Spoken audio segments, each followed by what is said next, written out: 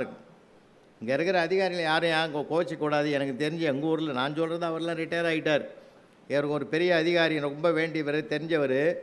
அவர் எப்பயுமே வீடும் ஆஃபீஸும் ரெண்டும் ஒன்று தான். அவருக்கு ரெண்டும் ஒன்றா தான் பார்ப்பார். அங்கே இருக்கிற மாதிரியே தான் இங்கேயும் ஸ்ட்ரிக்டாக இருப்பார்.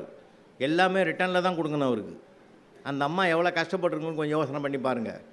இவர்கிட்ட பேசினா கூட நேரம் இல்லைன்னுவார். அந்த மாதிரி சில நேரங்களில் எழுதி வைக்கும். தோரம்பருப்பு 1 கிலோ, உளுத்தம்பருப்பு 1/2 கிலோ, சர்க்கரை 1 கிலோ எல்லாம் வேணும்னு டேபிளில் எழுதி வைக்கும். இவர் அது மாதிரி சாயந்தரமாக வாங்கி கொடுத்துருவார். அதே மாதிரி என்ன பண்ணியிருக்குது, ஒரு நாள் வெள்ளிக்கிழமை சாயந்தரம் எழுதியிருக்குது, நாளைக்கு சனிக்கிழமை செகண்ட் சாட்டர்டே லீவு, பசங்கள்லாம் ரெஸ்டாரண்ட்டு போய் சாப்பிட்ணுன்னு விரும்புகிறாங்கன்னு சொல்லி டேபிளில் எழுதி வச்சுக்குது. இவர் க்ரீனிங்கில் எடுத்து எழுதிட்டார். நம்ம போன்ற நடுத்தர குடும்பங்கள் ரெஸ்டாரண்ட்டு போய் சாப்பிட்டா கட்டுப்படி ஆகாது. அந்த பசங்க என்னென்ன சாப்பிட்ணுன்னு விரும்புதோ எல்லாம் வீட்டிலே செஞ்சு கொடுத்துரு, அனுமதி மறுக்கப்படுகிறதுன்னு எழுதிட்டார். சரின்னு அந்த அம்மாவும் ஏற்றுக்கச்சு. சரின்னு என்ன பண்ணுறது, நம்ம தலையெழுத்தை தான். அடுத்த வாரம் வெள்ளிக்கிழமை வந்தது, பசங்கள்லாம் புது படம் வந்துக்குது, போய் பார்க்கணுன்னு ஆசைப்பட்டதுங்க. தியேட்டருக்கு போய் புதுசாக படம் பார்க்கணுன்னு பிள்ளைங்கள்லாம் ஆசைப்படுது. அதனால் நான் மேலான அனுமதி கேட்டு விண்ணப்பிக்கப்படுகிறதுன்னு அந்த அம்மா எழுதிச்சு.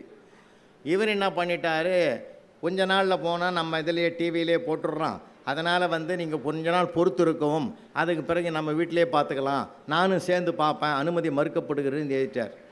அந்த அம்மாவுக்கு கோவம் வந்துடுது. 4 நாள் பொறுத்து, இவெல்லாம் ஒரு மனுஷன், இவங்க கூட குடும்பம் பண்ணுறது போயான்னு சொல்லி லீவ் லெட்டர் எழுதி வச்சிருது. எனக்கு மனசு சரியில்லை, எங்கள் அம்மா வீட்டுக்கு போகிறேன், எனக்கு ஒரு 10 நாள் லீவு வேணும்னு எழுதி வச்சிருக்கு.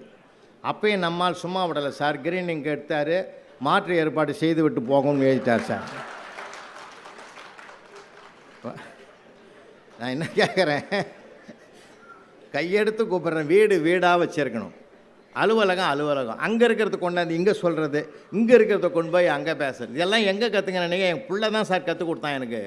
நான் ஏதாவது கோபமாக கிளாஸில் பேசினேன்னா, டே கம்முன்னு இருறான், ஐயாவுக்கு வீட்டில் பிரச்சனை போலகுதுன்றான்.